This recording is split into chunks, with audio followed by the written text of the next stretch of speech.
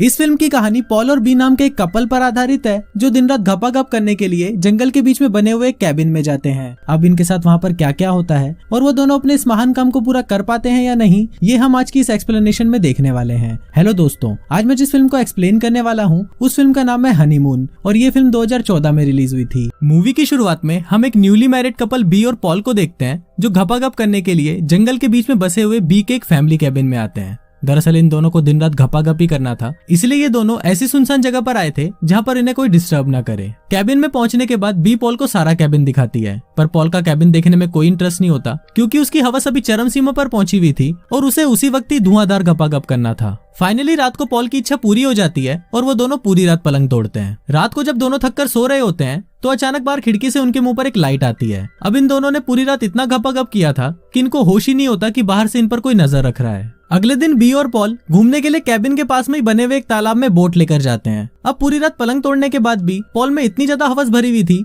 कि वो बोट पर ही बी को अपने कपड़े उतारने के लिए बोलता है और फिर वो दोनों बोट के ऊपर ही घपाघप करने लगते हैं। इसके बाद वो दोनों जंगल के पास में ही बसे हुए एक छोटे से टाउन में जाते हैं और वहाँ पर वो लंच के लिए एक रेस्टोरेंट ढूंढ रहे होते हैं। अब पूरे टाउन में उन्हें बस एक ही रेस्टोरेंट मिलता है, इसलिए वो दोनों वहीं पर चले जाते हैं। रेस्टोरेंट के अंदर जाकर वो देखते हैं कि रेस्टोरेंट का ओनर गुस्से में वहाँ पर रखी हुई चीजों को तोड़ रहा है और वो पॉल और बी को देखकर बोलता है कि यहाँ से चले जाओ। बी और पॉल वहाँ से जा ही रहे होते हैं कि तभी वो आदमी बी के पास आता है और उसको बोलता है कि तुम मुझे पहचानती हो, मैं विल हूँ। फिर बी भी उसे पहचान लेती है और उसको देखकर बहुत खुश होती है। दरअसल बी और विल बचपन के दोस्त थे और वो पहले एक साथ रिलेशनशिप में भी थे। फिर विल उनको बोलता है कि मैं तुम दोनों के लिए कुछ खाने के लिए बना देता हूँ, पर तभी वहाँ पर विल की वाइफ एनी आती है और वो उन दोनों को वहाँ से जाने के लिए बोलती है। बी और पॉल देखते हैं कि एनी काफी डरी हुई लग रही थी और उसका बिहेवियर भी काफी अजीब था और इस वजह से विल भी उस पर काफी गुस्सा कर रहा था। रात को सोते वक्त बी पॉल को बोलती है कि एनी काफी अजीब लड़की है और शायद विल ने सही लड़की से शादी नहीं करी। इस पर पॉल उसे बोलता है कि तुम्हें उन दोनों की चिंता करने की कोई जरूरत नहीं है। इसके बाद वो दोनों वापस एक दूसरे के करीब आते हैं और फिर से पलंग तोड़ना शुरू कर देते हैं। इसके बाद हम देखते हैं कि आधी रात हो चुकी होती है और बी और पॉल भी सो रहे होते हैं। तभी अचानक अलार्म बजता है और पॉल को लगता है कि शायद सुबह हो गई है, इसलिए वो उठकर बाहर चला जाता है। पर पॉल जब घड़ी को देखता है तो उसमें 12 ही बजे होते हैं। फिर पॉल वापस सोने के लिए बेडरूम में आता है तो वो देखता है कि बी वहाँ पर नहीं है।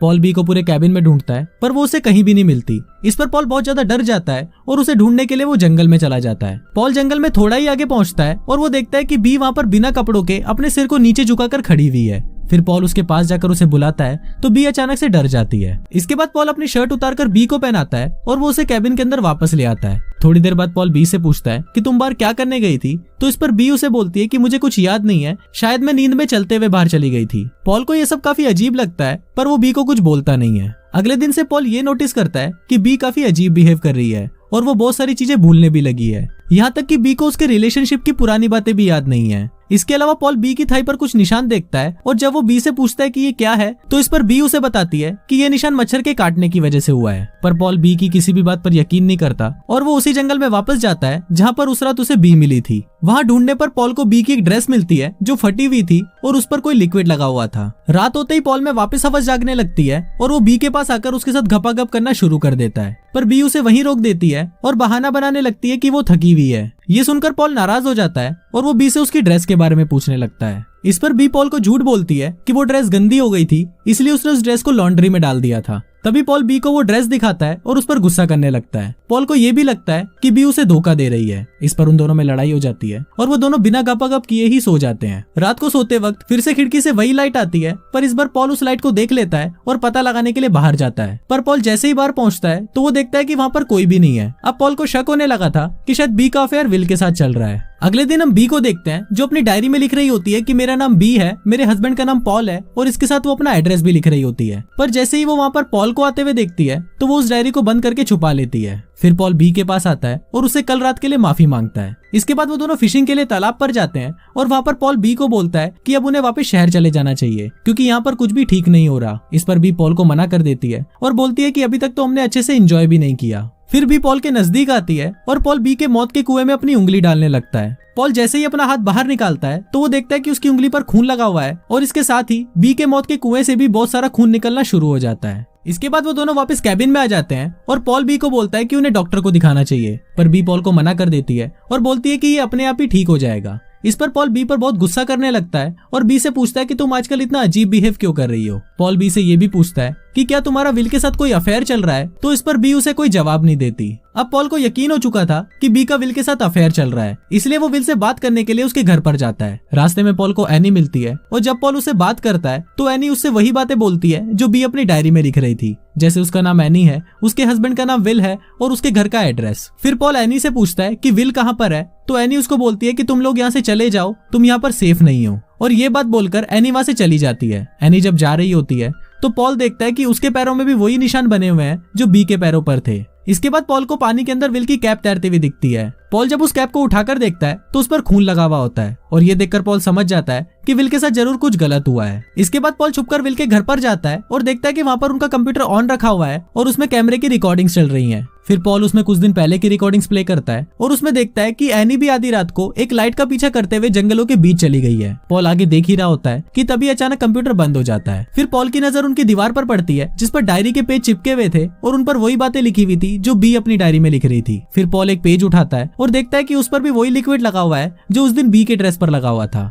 इसके बाद पॉल भागता हुआ बी के पास आता है और उसको बोलता है कि विल के साथ कुछ बुरा हुआ है और शायद वो मर चुका है। इस पर बी उसे बोलती है कि पॉल के साथ कुछ भी बुरा नहीं हुआ, बल्कि एनी तो उसे बचा रही थी। बी की बातें सुनकर पॉल की फटकर रात में आ जाती है और वो उसे वहीं छोड़कर वहां से जाने का फैसला करता है। फिर पॉल अपनी कार की चाबी ढूंढने लगता है पर उसे कार की चाबी नहीं मिलती क्योंकि बी ने उसे छुपा दिया था। फिर पॉल बी के पास आकर उसे झगड़ा करने लगता है तो बी वहां से भागकर सीधा बाथरूम में चली जाती है और खुद को बंद कर लेती है। थोड़ी देर बाद पॉल बाथरूम का दरवाजा तोड़कर अंदर आता है तो वो देखता है कि वहाँ पर बी एक लकड़ी लेकर अपने मौत के कुएं में घुसा रही है। पॉल उसे ऐसा करने से रोकता है और वो उसे उठाकर बेडरूम में लेकर आता है और उसे बेड से बांध देता है। इसके बाद पॉल बी से उसकी पुरानी यादों के बारे में पूछता है तो बी को कुछ भी याद नहीं होता। अब ये सब देखकर पॉल को कंफर्म हो चुका था कि बी के साथ भी जरूर कुछ गलत हुआ है। थोड़ी देर बाद पॉल देखता है कि बी की मौत की गुफा में से कुछ बाहर आ रहा है। फिर पॉल उसकी मौत की गुफा में हाथ डालता है तो वो देखता है कि उसमें से एक लंबा सा क्रिएचर बाहर निकलता है। पॉल ये सब देखकर बहुत ज्यादा डर जाता है और वहां से जाने लगता है। पर तभी वहां पर बी आती है और वो पॉल को बताती है कि उस रात जब खिड़की से लाइट आई थी तो वो उसको देखकर उसके पीछे जाने से खुद को रोक नहीं पाई और फिर जब वो जंगल में पहुंची तो वहां पर किसी एंटिटी ने उसकी मौत की गुफा में उस क्रिएचर को डाल दिया था। बी पॉल को ये भी बताती है कि कुछ दिनों बाद वो उसे लेने के लिए आएंगे और उसने ये सब सिर्फ पॉल को बचाने के लिए किया है। फिर पॉल बी को बोलता है कि हमें जल्दी ही यहाँ से चले जाना चाहिए और हम शहर जाकर पुलिस को सारी बातें बता देंगे। पर तभी वहाँ पर वापस वो लाइट आती है और बी पॉल को धक्का देकर अपने से दूर कर देती है और बोलती है कि अब मुझे तुम्हारी जरूरत नहीं है। फिर पॉल वहां से भागने ही वाला होता है कि तभी भी उसके सर पर मारकर उसे बेहोश कर देती है। अगले दिन जब पॉल की आंख खुलती है तो वो एक बोट में बंधा हुआ होता है। फिर बी उसके पास आती है और उसको बोलती है कि तुम यहाँ पर सेफ नहीं हो, इसलिए तुम पानी के अंदर चले जाओ, वहां तुम सेफ रहोगे। पॉल बी को मना करता है और बोलता है कि प्लीज ऐसा मत करो, पर बी पॉल की किसी भी बात को नहीं सुनती और वो पॉल को एक एंकल से बांधकर पानी के अंदर फेंक देती है। और यहाँ व्यूवर्स को पता चलता है कि शायद कुछ इसी तरह से उस दिन एमी ने भी विल को पानी में फेंका होगा। मूवी के लास्ट सीन में हम बी को देखते हैं जिसकी हालत बहुत ज्यादा खराब हो चुकी है और वो वहाँ पर बैठकर टीवी पर अपनी वेडिंग फिल्म देख रही होती है। थोड़ी देर बाद वहाँ पर एमी भी आ जाती है और वो दोनों मिलकर उस लाइट के पीछे जंगल में जाने लगते हैं और कुछ इसी तरह से ये फिल्म यहीं खत्म हो जाती है।